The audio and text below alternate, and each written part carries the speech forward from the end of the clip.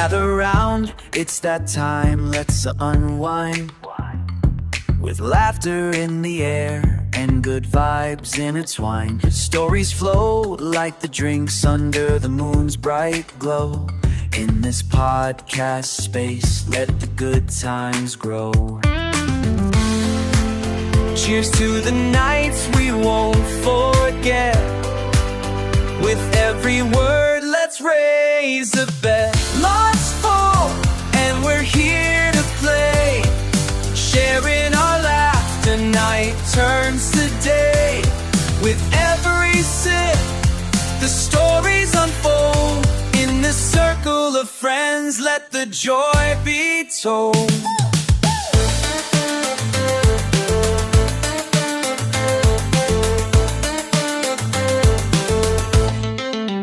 From tales of love to the wildest dreams, each episode's a ride, bursting at its seams. Voices echo through the fire's warm blaze, sharing our lives in a flickering haze. So come on in, don't be shy. Let's toast to more moments that soar high.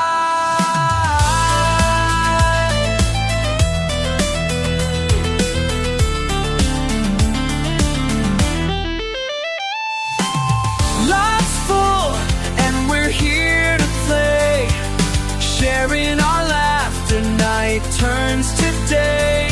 With every sip, the stories unfold. In this circle of friends, let the joy be told. As the fire fades and the night draws near, in this moment, let's hold what we hold dear.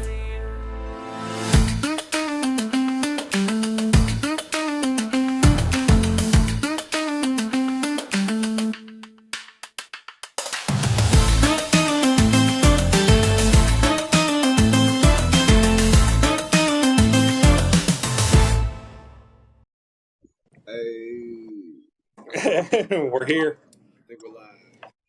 Yeah.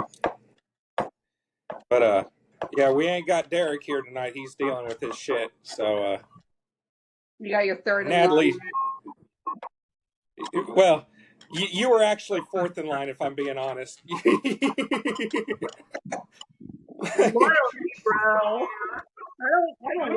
You're the fourth round pick. So. Well, you're lucky number 4. There's a way of looking at it. Yeah. I know he likes to pick on. He tells me every day not to pick on. I honestly should have asked you this beforehand, but do you want me to say your first name or not? Yeah, my name's Joe. Yeah, okay. Yeah. But yeah, me and Derek had been talking about starting this podcast for years, and from day one, I had told him we got to get Joel on. We got to get Joel on in it. I'm nobody, which is the strangest thing. But I love you because you were the ghost hunter when I met you. You were big man. Introducing me to Aaron, taking me down to the Magnolia and a few others around here. I remember going to was it Episcopal or the one where the Black Potters here in Seguin.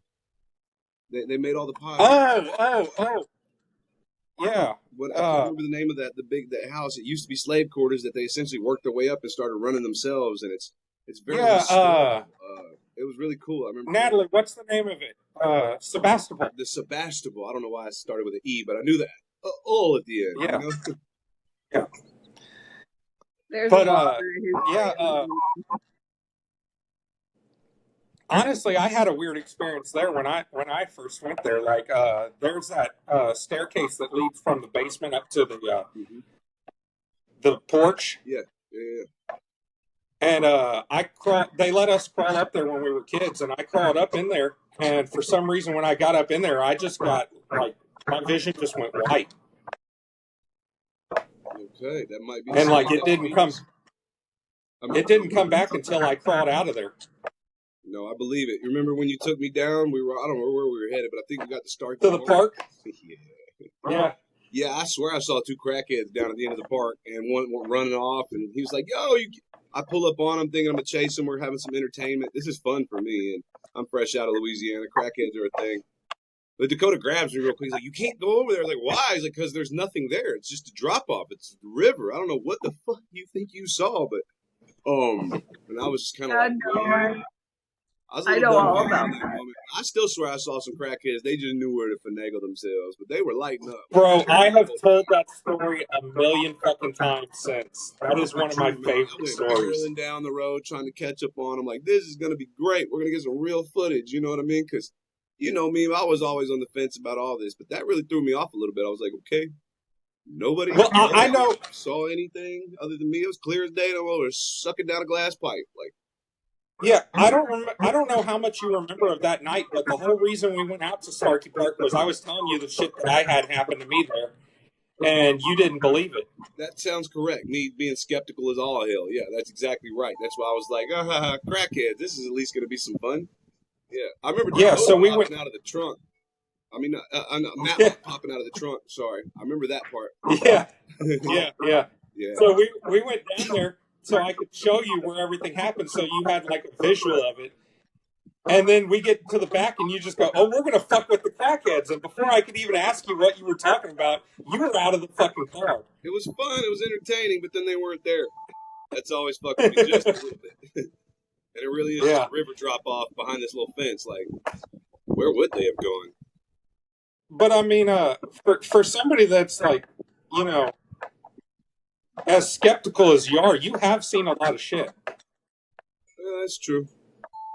That's true, but most of the shit that I've seen is real world stuff. The monsters I've experienced, they're humans. I mean, is the spirit world not real world? I don't spend any time thinking about what's after death. Like, I have no concept of that. Death to me isn't what others make it as. It's there's no concept of heaven or hell. At best, hell is here. If you have a Bible next to you, look up John 14:30. God's pretty clear that he's not here. There's no God left here. So I'm literally left to believe that this is hell. And that the monsters all around us, some of us are oblivious to it. We're kept in these little bitty bubbles. But, I mean, if you go to Gaza right now. You said what? Well, if like you said what? John 14:30, yeah. But if you go to Gaza right now or Palestine, you're living in hell. And the U.S. tax dollars are paying for it, for the rubble that these children are walking through that actually survived the bombs through the night. You can't tell me that the hell isn't real because it's happening right now. We're paying for it. Our president literally received a golden pager mounted to a piece of wood by Netanyahu as a thank you for allowing him to just bomb kids through the night. All because he said he had one target in mind. It's disgusting, actually, how bad it's gotten. The hell is here. It's all around us. And, I mean, we're Seguin. You know what I mean? Like, y'all are Palestine, but what about Nassan? I just got done watching The Darkness Within the Luz del Mundo Church. This dude got a 16-year-old hell is here. But I have a different different perspective onto why hell is here. Like, the Bible says that Satan is the ruler of this earth. No, it does not. That is correct. You can't find anywhere in the Bible that says that. The only thing that's mentioned about Satan in the book is that it's of deception. Actually, if you go to Revelation 22:16, the last page in the book, Jesus in his own words tells you he's the bearer of light. He is the morning star. When translated into Aramaic or Latin, which is still spoken by the Pope, Jesus is telling you he's Lucifer. Like, literally, he tells you that. There's a reason there's 8,000 priests walking around right now with over $5 billion spent keeping these people out of jail because there's children accusing them of raping them. They don't just randomly come out and they've been indoctrinated to rape these kids. It's disgusting, quite frankly. And when you start to understand how they use the Bible to do it, I can literally show you how the Satanic Temple operates inside the regular churches on Saturday nights when most people aren't paying attention. Did you know in order to publicly teach Luciferianism, you have to first be an ordained minister or pastor of a Christian church? You have to teach Jesus on Sunday morning before you can teach Lucifer on Saturday night. Have you listened to many podcasts? Well, I've done a lot of reading, a lot of research, podcasts. Okay, so this, you know what I mean? What do you know? So there's one I listen to regularly because they dip into the paranormal, and you know how into that I am. Absolutely. It's called The Confessionals, and the host of that has had former Satanists and former Luciferians on his podcast and stuff like that.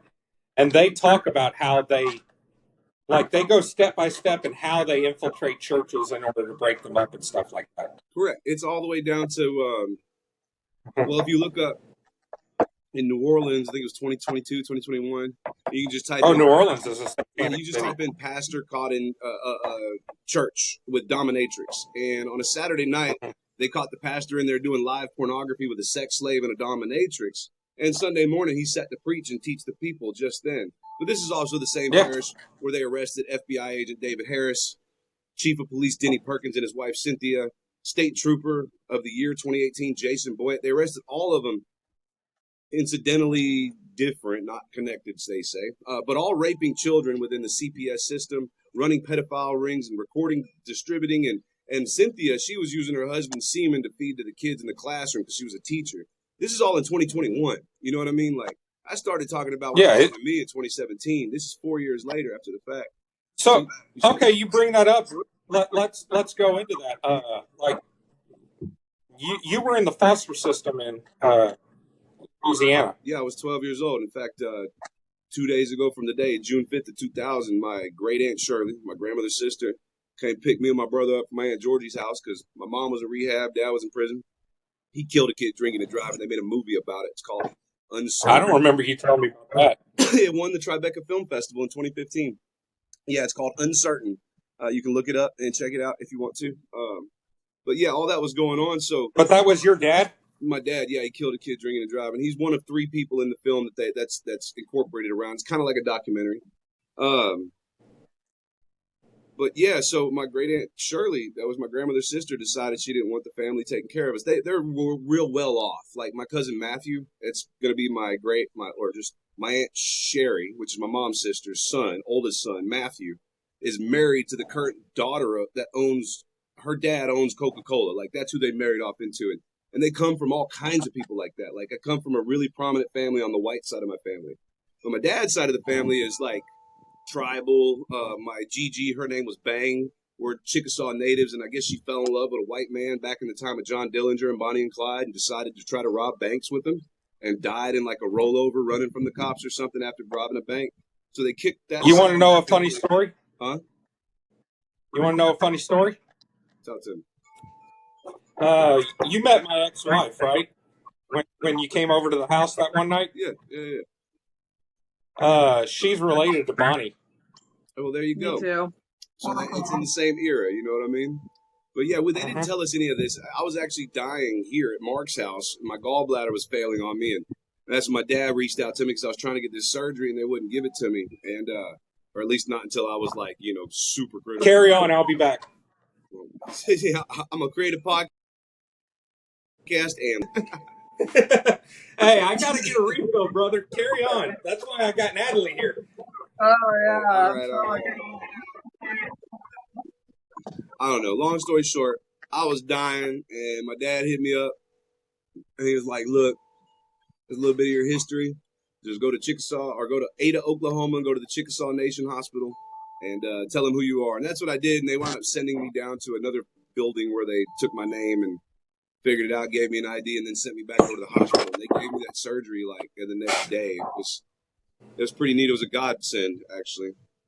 But yeah, foster care was a thing. I was 12 years old when they did that, and we didn't talk to them for a while, actually. Yeah. But I ran away from it all when I was 16. I never looked back. Okay, so something I know the story. You've told me the story a million times. Are you talking about getting raped in foster care? Yeah, that's a big part of your story, I think. Oh yeah, so that happened at the Longfellow Group Home in Baton Rouge, Louisiana. It was my first night there. I got in trouble for smoking weed. My foster dad, David Becken, used to buy us cigarettes, send us out to the hot tub where there's plastic around us so the neighbors couldn't see. Pretty sure he was a pedophile. In fact, some people broke into his house that used to be foster brothers of ours and found video of us. I'm told that they saw a video of me and the other foster brother. But they didn't want to go to jail for breaking and entering, so it all got dropped. And we haven't heard from Skylar in a long time. His name was Skylar Self. And then Josh Becken is the adopted son. And you can look up David Becken. But anyway, so yeah, once I got caught smoking, they sent me down there to the group home. And it was the first night I was there. I was like, thought I was about to go to sleep. I don't know. Next thing you know, my door opens up, and there's like 5 guys come walking in. They're all black dudes. I call them Carltons because they're all dressed, all appropriate, proper, tucked in shirts type shit. I thought they were like staff members or something because they're grown-ups, obvious grown-ups. And I didn't know what. This is my very first night there. I didn't know what to experience. And they had toilet bowl plungers. Except one of them had a camera that you hold with 2 hands. I remember that much. It's like a big old thing you hold it to. And they would pull that camera out later on, like when we would fight. They would set up fights and stuff. Like they pulled that camera out when they told me they were going to give me a pack of cigarettes for hitting my friend Josh in the face with a lamp. And I did it. Like, he was my friend, but I wanted the cigarettes. They had beat that out of me at that point. I was like terrible. But okay. So the first night there, I thought I was going to get beat up, but that's not what happened, man. I mean, like, they literally, first it was like they tried to just, like, approach me, and I started screaming and yelling. I thought I was about to get beat up. And next thing you know, I'm getting turned over, my face pushed into a pillow, and pain is incredible. It's something, I wouldn't say I felt it from back there. I felt it more in my stomach. It felt like something was being ripped apart. It was crazy, but I went to sleep to it or passed out to it. Apparently, there's a threshold for pain intolerance. And when I woke up, everything was gone. My pants were at my ankles, and there's blood all over the bed. And I remember getting up, pulling my pants up, and tying them. So I had taken, like, I had an extra pair of shoes, and I just remember taking a shoelace and tying my fucking pants to myself. Because I didn't have, like, a belt or anything like that. And I remember they stayed that way for a long time. Like, I didn't take a shower for, like, the first 3 months there. They used to make fun of me. They said, they said I would go in there and get sweaty from dodging the water, which to a degree was true, because I wouldn't take off my clothes again. It took a long time. But after a while, they got me to where I was fighting and constantly just hurting, and it's like a bloodthirst that they can pull out of you, and you, like, really can detach and separate from yourself in a means of survival. But ultimately, after having my nose crushed, my eyes split open, my ears split open, getting pistol whipped down there, I tried to kill myself, and I had wrote this letter to my mom, went into the pantry, grabbed the biggest knife I could see, and then went out AWOL, which means absent without official leave. I did that again, and went into the bushes across the way behind the building, across the little ditch, and I was over there trying to saw at my wrist. And T, the big staff member that used to punch me in the chest every time he catches you smoking or whatever you want, he came running after me, and I went running up the exit ramp and trying to run into a car. I was like off I-12. If you've ever been to Baton Rouge, you know I-12 and I-10, they split. I know. And it caused like this little 2-3 car pileup, like two cars smashed into each other. Another one hit the other one in the back, and the next thing you know, cops are involved, and I'm standing there with a knife, and they couldn't just drag me back to the fucking house. Like, there's a lot of crazy shit that happened in the house. Like, man, when I stepped up to Nathan Penn, he was the biggest dude in the group home. He was 17 years old. I was 12. And he had been raped before. Everybody knew that he had been raped before. He grew up in the boot camps. So he turned himself into what I called a Ninja Turtle. He's like 5'5" maybe, except he was stacked. I mean, huge. The dude could literally stand on his arms and do push-ups off the ground. And I decided one day that, at this point, I didn't care anymore. I decided one day I was going to take him on in front of everybody. And it was at every week we had this meeting where the people would get together and they would talk to us kids. And it was like, group home counseling for the whole group home at once. And he was picking on me earlier from another issue I was having with this other kid, Stormy, which, whatever. I just looked at him, said something stupid. He stood up, I stood up, he laughed, and I punched him as hard as I could. And I always like to say I gave a black guy, but they tackled him immediately. And it wasn't until later on that afternoon, after the whole session, I had come from outside playing basketball with everybody. So the majority of everybody's outside in the front. And I come into the kitchen with this long kitchen, and Nathan Penn is washing dishes, and Miss Franklin's sitting at the end. Miss Franklin is a staff member that he used to have sex with. So he was 17. She was a grown-ass woman. State of Louisiana, you would call that rape. So that was happening openly in front of everybody there. And, he saw Nathan Penn started popping Nathan Rogers, another little kid that was walking through the kitchen with a towel. And when he turned around, he saw me, and I was trying to walk to my bedroom, and Miss Franklin saw me, and she was like, "Hey, there's Joel." And he walked right up to me, said something, and I went to try to punch him again. And he punched me one time, man. That shit broke my nose. It was hanging to the left. My eye was split open, like it was like dangling. I looked like a raccoon. It was wild. But I remember going to the hospital and telling everybody at the hospital what happened. Having the cops come back to make a report when we got there. All the staff members, the kids, everybody that watched it all happen, nobody would say anything. And they left me there with them that night.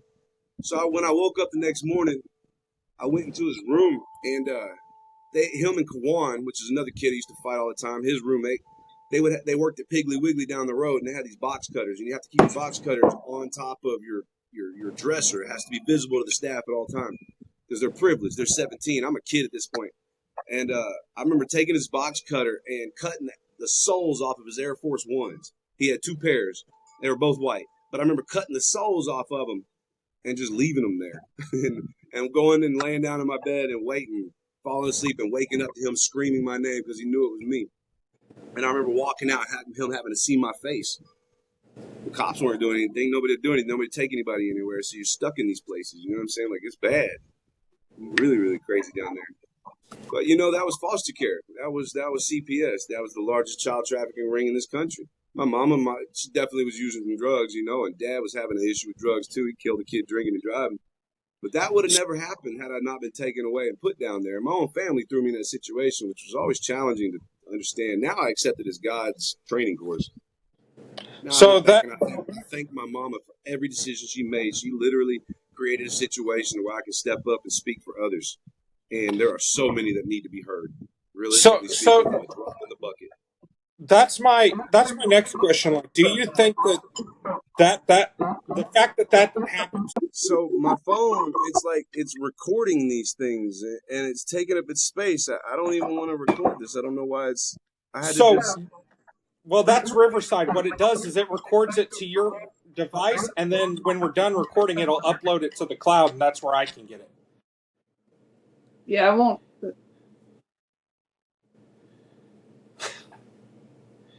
What the fuck? Yeah, it'll record it to your device, and then it'll upload it to the cloud, and I can get it from there. But it records it to your device so that, like, poor internet connection doesn't affect the quality of it. Okay, there's not enough space in here to do that. I didn't know it was doing that. So it literally locked up. It like a long time ago, it said it was done recording, and then when it cut me off just now, it said space full. So when I got back on, I went ahead and deleted like 4 or 5 videos from my phone just to make a little bit of space, and looks like we got 30 seconds here, so we're recording again. I don't know if you've missed anything or not, but cheers. You know, I'm sorry. No, it's all good. You froze up there for a second. Yeah, but you were talking about. I had to log back in. Yeah. But yeah, you've done quite a bit with Afro Man. I remember when that song came out, the Protect Our Children song. Yeah, Save Our Children. We were on tour with him at that time. Yeah. He's the family, no doubt about it. That's a really, really good man right there. He really genuinely does shit. He's a goofball. Don't get me wrong, dude. There's a lot of fun. He is. And he didn't hesitate to speak his mind when he has the opportunity. You know what I mean? But when it comes down to fucking with these kids, boy, you're talking to a real hood man. He'll slap you up. He thinks you fucking around with a kid. No doubt about it. He'll put you on the ground. It's a good man, and he'll fight for him. I definitely. Well, the whole Save Our Children thing was why I wanted you on here. Like that is something that needs to get out there. The fact that all of this happens, like I said earlier, with you and the CPS system, that shit fucking happens. It does more often than people realize. And you know. The unfortunate reality of it is if I didn't go through all this stupid shit and then one day realize that, wait a second, none of this is normal, and then talk about it and get used to it, I probably would never cared about any of this. I probably would have been like the rest of the people said, nah, it ain't affect me, blah, blah, blah, blah, blah. I mean, I spent 15 years trying to convince myself it didn't affect me. You know? Yeah. Like, and then to look back at the decisions you make all the way up to it, it's like, who the hell was I? I was on a... Man, that was. Well, Natalie, you got questions for Joel before we got to let him go so we don't take up too much of his space? If he can hear me finally. I heard that. Yeah, that was clear. That was very clear. I know, it used to be so loud, right? Not. Just, you know, what's the best way you think to help our kids? Say that again? Or what'd you say? What's the best? She said, what do you think the best thing for people to do to protect the kids from all this shit? educate them. Like, what do... Most importantly, teach them how to speak. You have to have them comfortable enough to speak with you about these things. Because the reality of it is most of the kids are groomed into this shit. By the time you're 10 years old, 11 years old, you're already thinking about things in this regard. So when an adult comes by and grooms you into it, most kids think they're going in the right direction. Most kids aren't stolen out of your house in the middle of the night. It's usually somebody online that's been talking to your kid for the last 6 months that convinces them to leave your home.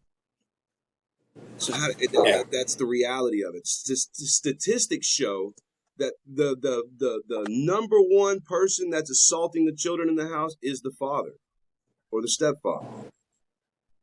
So teaching your kids how to speak, telling them about this world, educating them about this, and showing them what is acceptable, what's not, by telling them, hey, for example, if your teacher is talking to you about sex, that's not a teacher. That's a child groomer. You didn't sign a piece of paper saying this is sex ed. Absolutely. Period. You have to be able to do that so your kid can identify when it's happening. If not, you have what we had over here at the high school with Vanessa Chapa, where she's offering to sleep with a student to try to get him to go to some science project.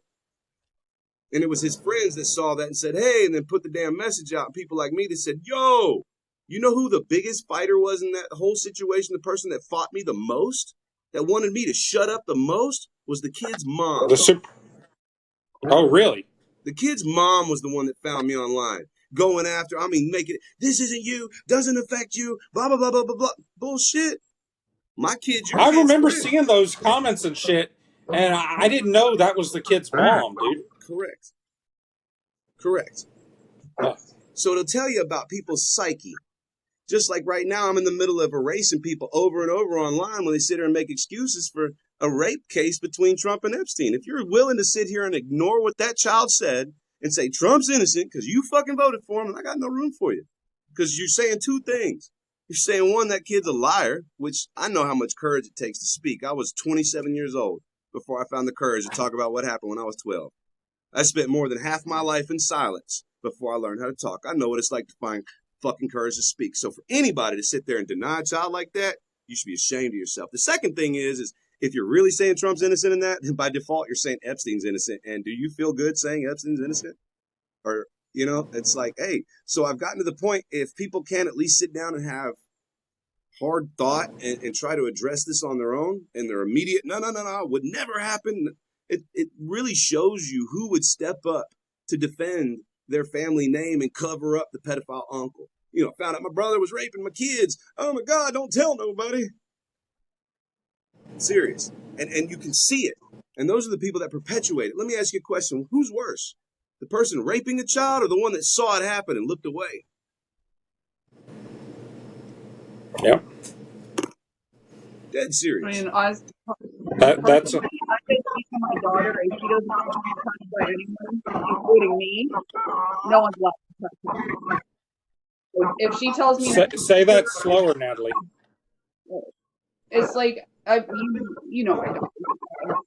I've been teaching her that if she doesn't want anybody touching her, including me and Jacob, I won't touch her. She's like, don't touch me. Not it's my more decision. than touching, it's talking as well. I know. I also teach her not to speak from me or her father. If someone tells you not to say something, immediately stop. As long as you're trying, you're doing good. As long as you're creating a dialogue that teaches your kid to talk with you about these things, you're doing fine. Because all your kid has to know is that they can talk to you. Once you can get that barrier going, education comes naturally. It just does, because you can speak with them. They're able to take in what you're saying and the direction and the guidance. The reality of it is once most kids reach an age where sexuality comes on their mind, they don't want to talk to their parents anymore at all.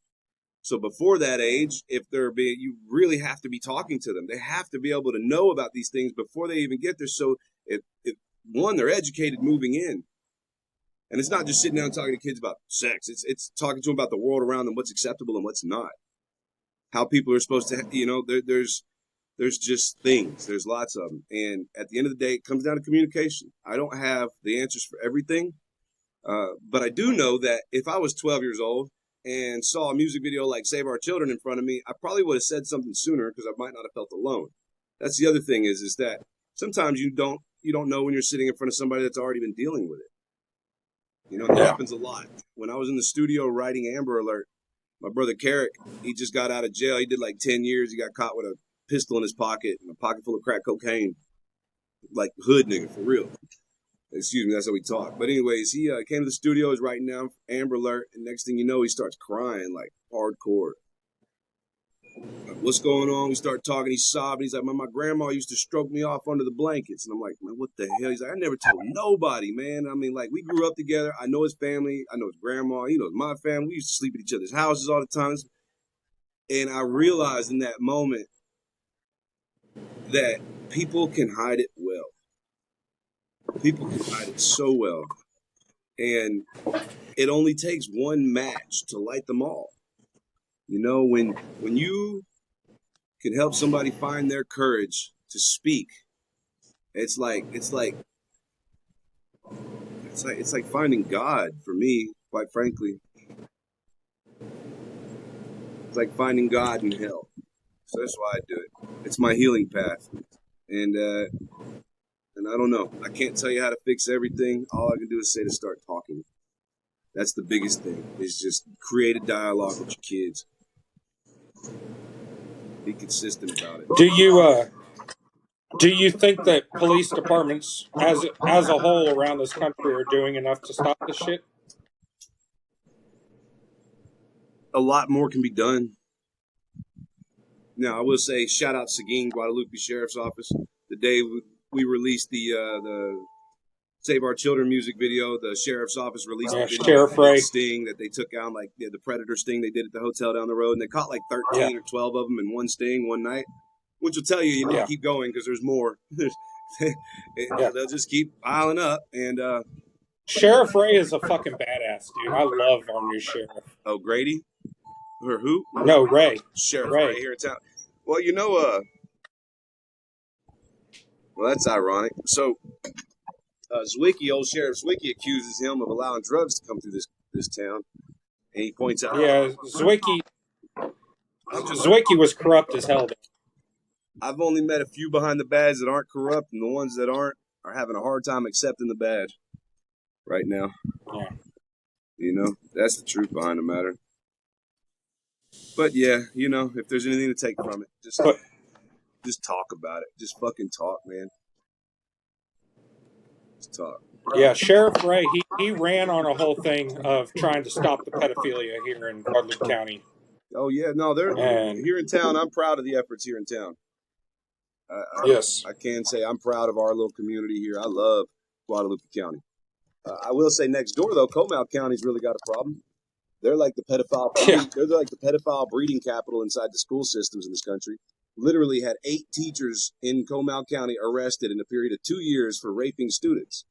Statistically speaking, yeah, it feels like it's every other week. Yeah, when you put it up to everybody else in the country, they literally take the cake. It's like, statistically speaking, this is like a pedophile breeding ground over there in Comal County, and that's where I live. Well, I live in Guadalupe County, but I'm on New Braunfels side because I'm on the other side of McQueenie, so I'm in the middle. But it's that's where the whole damn music video started, was to bring awareness to that, because everybody was just kept one after the other, but nobody wanted to actually address like, hey, what's going on here? There's a real pattern.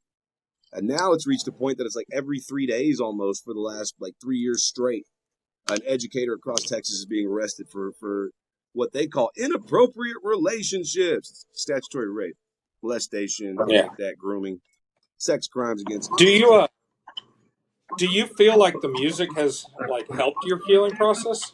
Therapeutic for you? The music is my healing process. Absolutely. That's 110% correct. The music is how I heal. Everything that I write comes from poetry and my experience and my studies and what I'm learning around me. And when I wrote the song Amber Alert and it got put out, it took a life of its own. I mean, it really did. And I wound up surrounded by a whole audience of people. And I asked that. Care about the kids.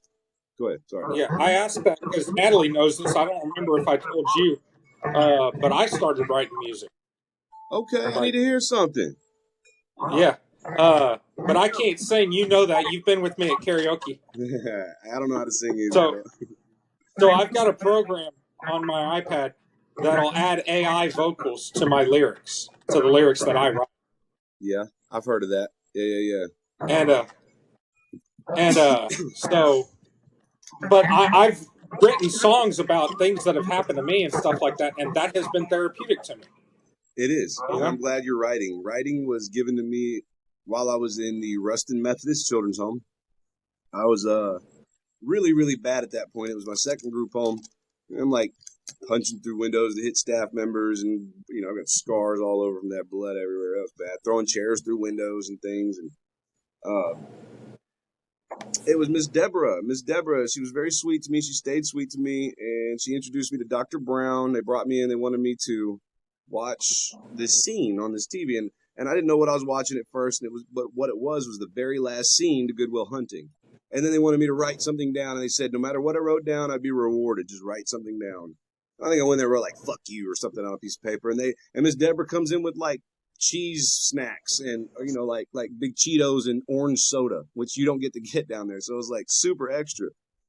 And I remember that stuck. So like 3 days later, every 3 days, they started taking me to this therapist, and each time I'd go, Dr. Brown would play the scene before the last one, until eventually I had seen every scene in Good Will Hunting backwards, and I had no idea what the movie was about. But every time I would write, each time I'd write a little bit more, and they'd give me a little more, and I realized that I could just sit here and write and write and write and write and write. By the time I was done, they'd give me a whole fucking 2-liter and a whole bag of chips to eat to myself and drink. And by the time I was done with the movie, I didn't really understand what the movie was about. And they let me watch it all the way forward, which was actually a really good movie. He was trying to relate me to it for saying I was smart and crazy. I saw what he did there, but that whole process taught me how to write. And it wasn't music or poetry that I was writing at the time. I was just accessing what I was feeling and writing aimlessly, like in every direction. And that over time, I fine-tuned my writing, and poetry just kind of took form. And it made more sense for me to take time to write more carefully crafted sentences that expressed how I felt rather than writing 10 pages. And then I learned that I got a lot of positive feedback. I always got positive feedback for things that I write. And ultimately that came into like meeting AJ, because I could freestyle. That was always fun. But AJ was like, let's turn this shit into music. You know what I mean? Like AJ would sit there and start recording the song. We are all artists because of AJ. You know what I mean? Like other than that, I just write poetry. I ain't got nothing special. And that's what it was. That's where we are. Well, you were honestly the reason that I started turning my emotions and stuff like that into music. Like I thought about you, and I was like, "Fuck yeah, let's do it." Yeah. Hey, that makes me feel good, bro. I'm honored to hear that. That's a positive. I'd say that's positive outlook in life. I did something good. No, I wouldn't take credit for that. You did that because you're a badass. But you're sweet for offering that, man. I appreciate that. Well, you're gonna have to text me your email so I can send you the songs. Okay, I will. I definitely will. As soon as I get off this thing, I will. Yeah. For sure. But Natalie, you got anything else?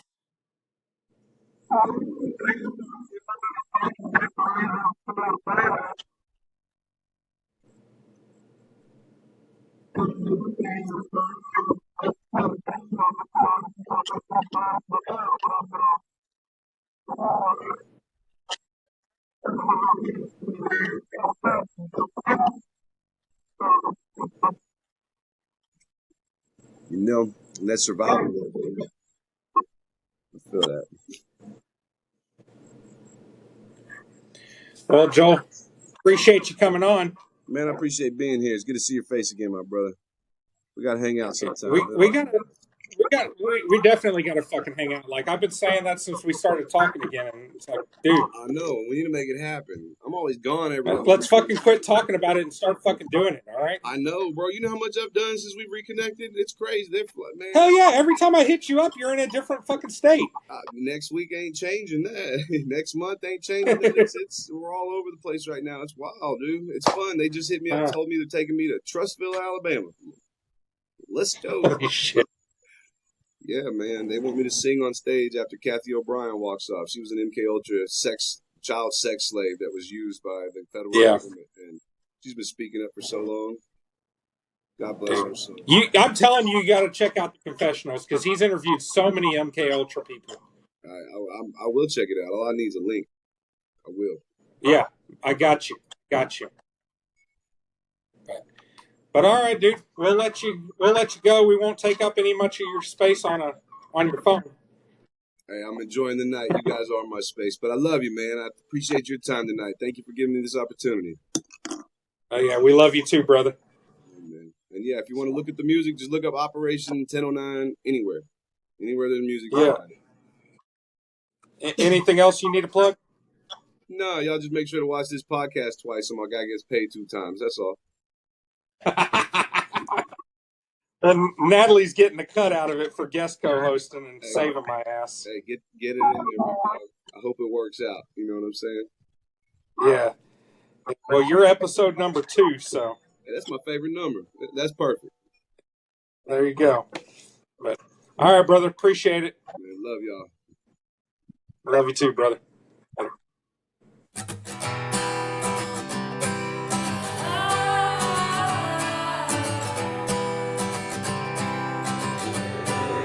Angel on the track. Airstrikes, unfair fights felt in every nation. All the chemies in the sky makes it hard for migration. For the birdies and the bees and the pollen in the breeze. Rent spike, the food star, we got farmers complaining. Heard the cows are falling over in the fields of the plains. And hasn't been raining, coincidentally the same time as campaigning. Who's to say I'm the only one who thinks this way? What is wrong with this giant map we're living on? I'm tired of being broke, I'm tired of being mad, I'm tired of being helpless, tired of being sad, tired of watching the world crumble at my feet. Tired of being hopeless, tired of being blue. And if you're singing this, that means you were taught to. So join together, let's live in harmony. Forget about the fame, forget about the money. When's the last time you had no GMO and honey? Why is my sugar cane all covered in bleach? My kid's freaking tweaking almost every stinking day, cause they put red 40 in just about of everything. Goes right straight to his brain. I pray to God above the evil profiting, see suffering when karma comes. Who's to say I'm the only one who thinks this way? What is wrong with this giant map we're living on? I'm tired of being broke, I'm tired of being mad, I'm tired of being hopeless, tired of being sad, tired of watching the world crumble at my feet. Tired of being helpless, tired of being blue. And if you're singing this, that means you were taught to. So join together, let's live in harmony. They got $5,000 business suits and islands. The operation working, the mockingbirds are lying. Everybody got red shoes and they're tapping their feet. It's like the Nuremberg trials while the news anchor smiles. The paperclip decides where the truth's getting filed. The media covers the whole gosh darn scene. So I ask myself, what does it mean? Why do I try? Why do I dream? Here I find myself, I'm looking at you, and you. Yeah, the sun will keep shining no matter what they say. They can't take away the sky every single day. And I know somehow we're gonna make it through. Who's to say I'm the only one who thinks this way? What is wrong with this giant map we're living on? I'm tired of being broke, I'm tired of being mad, I'm tired of being hopeless, tired of being sad, tired of watching the world crumble at my feet. Tired of being helpless, tired of being blue. And if you're singing this, that means you were taught to. So join together, let's live in harmony. I'm tired of being broke, I'm tired of being mad, I'm tired of being hopeless, tired of being sad, tired of watching the world crumble at my feet. Tired of being helpless, tired of being blue. You're singing tattoo. So join together, let's say